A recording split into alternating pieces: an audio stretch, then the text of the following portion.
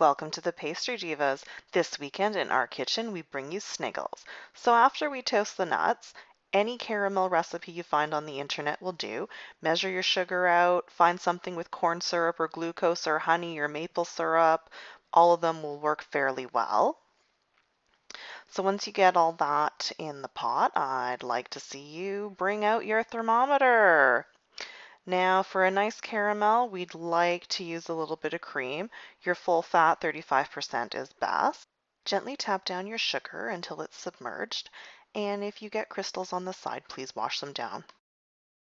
Make sure you toast those nuts, turn them around, give them a little stir, smooth them back out in an even layer, and throw them back in the oven for another 10 minutes. 10 minutes between things is fine.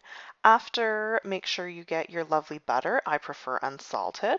When our sugar and glucose and everything else is all mixed in, throw that butter in.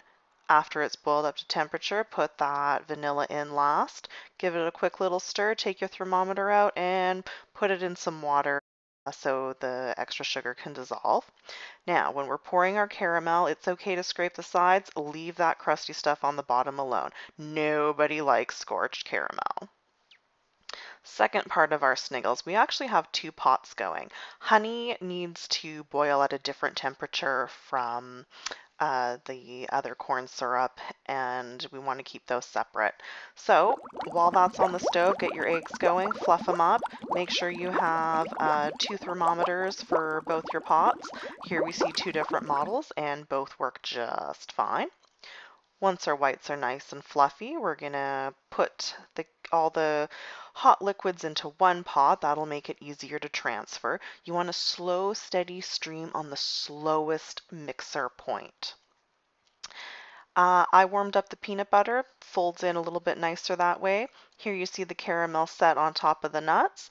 Pour in that fluff, that's our nougat. And then we have the full piece together set. That's actually the next day. Cut it into squares, dip it in tempered chocolate, and voila! Garnish with a lovely little toasted nut. Thank you for joining the Pastry Divas.